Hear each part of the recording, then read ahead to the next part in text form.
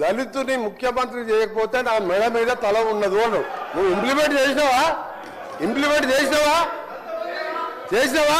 ఆఖరి దళితుడికి 3 ఎకరాల భూమి ఇస్తా, బోరేస్తా, మోటార్ ఇస్తా, 1.5 ఎకరం ఉంటే 1.5 యాడ్ చేస్తా, ఆయన ధనవంతం చేస్తాను.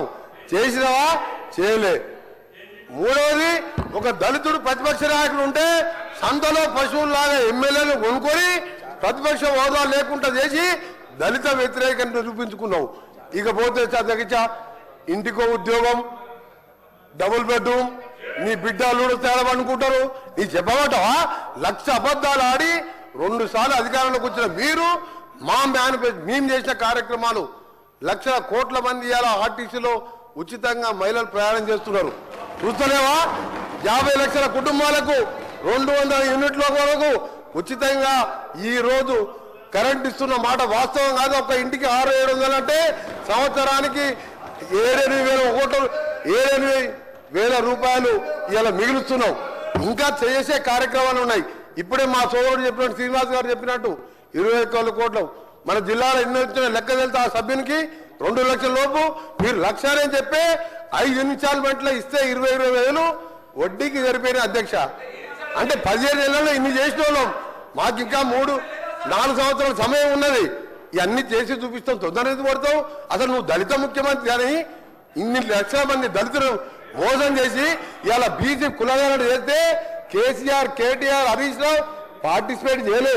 అంటే మీకు ప్రజల మీద ప్రేమ లేదు. అధికారం కోసం తప్పుడు వాగ్దానాలు, 1,00,000 వాగ్దానాలు ఇచ్చును. నీవిచ్చిన వాగ్దానాలు సగం అయిపోయాయి. మిగిలినవి కూడా చేసి చూపిస్తాం. తొందర పడకు. నువ్వు పోయి రైతుల దగ్గర కాదు, రైతుల కోసం ఎవరేం చేసిండ్రు, నారాయణ డ్యామ్ ఎవరు కట్టిండ్రు, శ్రీరామ్ సాగర్ ఎవరు కట్టిండ్రు, శ్రీశైలం ఎవరు కట్టిండ్రు, SLBC నుంచి ఎవరు కట్టిండ్రు, కల్వకుర్తి ఎవరు కట్టిండ్రు, నెట్టెంబాడు, ఇవన్నీ చెప్పాలని చాలా ఉన్నాయి. గవర్నర్ పద్ధతిగా మాట్లాడితే మంచిదని గౌరవ సభ్యునికి సలహా ఇస్తున్నా. మీరు చెప్పాలంటే చాలా ఉన్నాయి. మీ జగదీశ్వర్ రెడ్డి గారు. అధ్యక్ష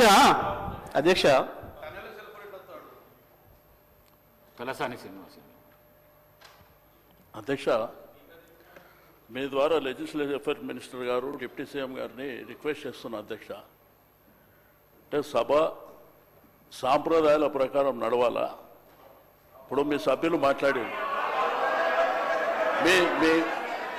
మీ సభ్యులు ఇప్పుడు మీ 2 సభ్యులు మాట్లాడారు అధ్యక్ష. గవర్నర్ గారి అడ్రస్ మీద ఈరోజు సెషన్ అంతా నడవాలి అని మీరు అవకాశం ఇచ్చారు అధ్యక్ష. ఇట్లా ఇంటర్వ్యూన్ అయ్యి మీరేదైనా చెప్పాలనుకుంటే లాస్ట్లో చెప్పండి.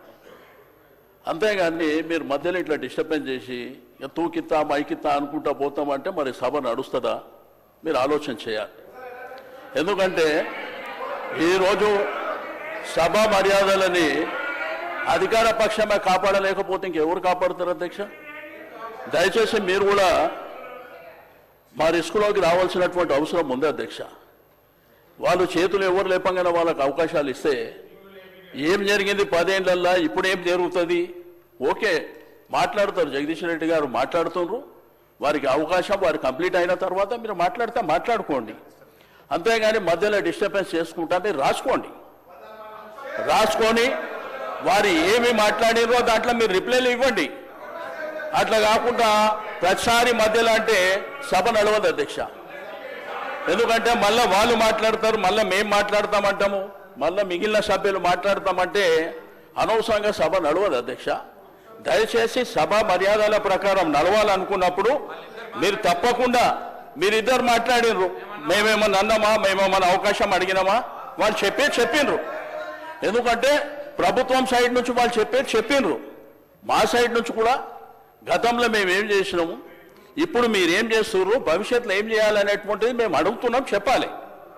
అంతేగాని మీరు ప్రతిసారి మధ్యలో 2 నిమిషాలకు 3 నిమిషాలకు ఆయన స్టార్టే చేయకముందు ఆయన ఇంకా ఒక 2-3 నిమిషాలు మాట్లాడకముందే మీరు ఇద్దరిద్దరు మాట్లాడి ఇట్లా బుల్డోజ్ చేస్తాము, మాకు అధికారం ఉన్నది, మాకు మందబలం ఉన్నది కాబట్టి మేము చేస్తామంటే మీ ఇష్టం అధ్యక్ష. అది మేము కూడా ఏం చేసేది లేదు. ఎందుకంటే మీరు ఇదే విధంగా జరిగితే మమ్మల్ని రమ్మంటారా రావద్దంటారా మీరే చెప్పాలి. ఎందుకంటే ఇట్లా చేసుకుంటా పోతే కరెక్ట్ కాదు అధ్యక్ష. కాబట్టి దయచేసి నేను గౌరవ శాసనసభ వ్యవహారాల మంత్రి గారికి, డిప్యూటీ సీఎం గారికి రిక్వెస్ట్ చేస్తున్నా, మీరు దయచేసి మీరు మీ సభ్యులని తప్పకుండా మాట్లాడేటువంటి అవకాశం అందరికీ ఉంటుంది. కాబట్టి ఆర్డర్ ప్రకారం మాట్లాడేటువంటి కార్యక్రమాన్ని మీరు నిర్వహించాలని చెప్పి నేను రిక్వెస్ట్ చేస్తున్నా. సభ్యులు తలసాని శ్రీనివాస్ యాదవ్ గారు అంటే ఏలనేని గౌరవము. మరి వారు సీనియర్ శాసనసభ్యులు, కానీ ఎవరికంటే వాళ్ళకి నేను ఇవ్వలేదు. గవర్నర్ ప్రసంగం పైన ఆది శ్రీనివాస్ గారు మాట్లాడినరు, మా ఈ సభ విప్పు, అందుకే వారికి అవకాశం ఇచ్చిన. తర్వాత మంత్రి గారు అడిగితే మంత్రి గారికి ఇచ్చిన. నా రిక్వెస్ట్ కూడా మీతో ఒకటే, ప్రతిపక్షాలకు గవర్నర్ ప్రసంగం పైన మాట్లాడితేనే మంచిది. డీవియేషన్ అయితే తప్పకుండా అక్కడికి వెళ్ళి ప్లీజ్.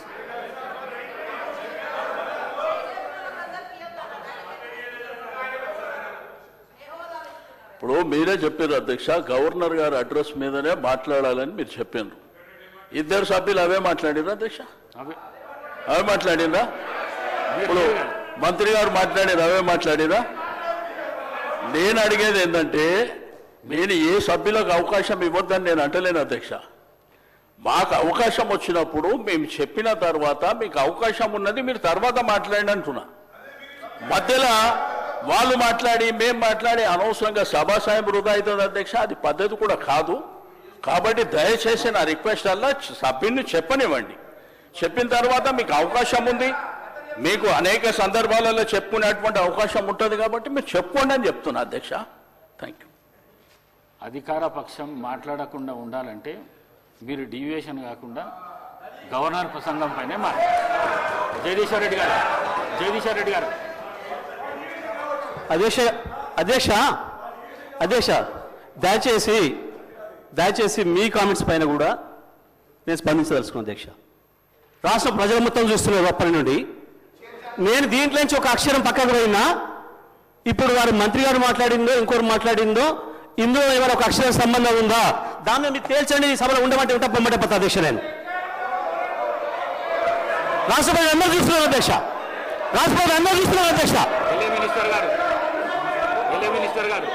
అధ్యక్ష, వారు గతంలో మంత్రిగా చేసిన వారు, అనుభవం ఉన్న వ్యక్తి జగదీశ్వర్ రెడ్డి గారు.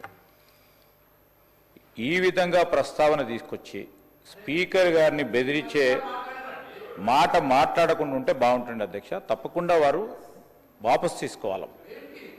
ఖచ్చితంగా కూడా బెదిరించడం జరుగుతూ ఉంది అధ్యక్ష. చైర్ను బెదిరించడం జరుగుతూ ఉన్న సందర్భం ప్రత్యక్షంగా మొత్తం యావత్ రాష్ట్రానికి సంబంధించిన ప్రజలందరూ కూడా చూస్తూ ఉన్నారు. దయచేసి కోరుతా ఉన్నాం, that is not the way. Srinivas Yadav గారు 2 విషయాలు చెప్పారు, మేము విన్నాము. మళ్ళా అదే ప్రస్తావన తీసుకొచ్చి ఈరోజు వారు చెప్తా ఉన్నారు అధ్యక్ష, గవర్నర్కు సంబంధించిన ప్రసంగానికి సంబంధించి ఏదో మాట్లాడినారు, ఆర్టిఫిషియల్ ఇంటెలిజెన్స్ అన్నారు, ఇంకేదో అన్నారు, ఇంకా విన్నాం. దానికి కూడా సమాధానం చెప్తాం, దానికి ఏం ప్రస్తావన లేదు. తిరిగి తీసుకొచ్చి గవర్నర్ ప్రసంగమే విషయంలో అనేక సందర్భాల్లో వారు చెప్పుకుంటూ పోయి 10 నిమిషాల తర్వాత ప్రసంగానికి సంబంధించిన అంశం మాట్లాడకపోక మా మంత్రి గారు కానీ మా సభ్యులు కానీ స్పందించడం జరిగింది.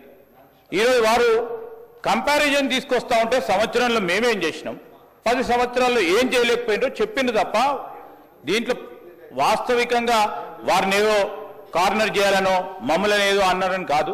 దయచేసి నేను గౌరవ జగదీశ్వర్ రెడ్డి గారికి తెలియజేస్తా ఉన్నా, వారికి తెలియంది కాదు. గవర్నర్ ప్రసంగానికి సంబంధించి మీరున్నది అనుభవం ఉంది, మీకు మంత్రిగా చేసిండ్రు, ఈ విధంగా చేస్తే బాగుంటుందని చెప్పండి. మేము సాధారణంగా స్వీకరించడానికి పెద్ద హృదయంతో ఉన్నాం. కానీ ప్రతి అంశాన్ని కూడా ఇది చేయలే అది చేయలే, సంవత్సర కాలంలో ఏం చేయలేస్తారు, ప్రభుత్వం ఏం చేయదలుచుకున్నది, ఏం చేయగలిగే సత్తా ఉన్నది చూపెట్టిన అధ్యక్ష.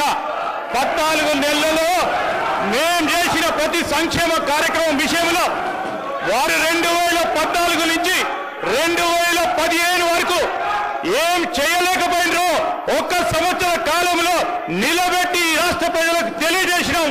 మేము ఖచ్చితంగా చెప్పదలుచుకున్నాం అధ్యక్ష. నేను దయచేసి ఈరోజు కూడా చెప్తా ఉన్నాం అధ్యక్ష, వారికంతా అనుభవం ఉంది. ఉన్న సందర్భంలో ఆ అనుభవాన్ని కూడా షేర్ చేసే ప్రయత్నం చేయమని చెప్తా ఉన్నాం. కానీ నేను ఈ రోజు కూడా చెప్తా ఉన్నాం, మీరందరూ కూడా అనుభవజ్ఞులు, మీరు కూడా అనుభవజ్ఞులు సార్.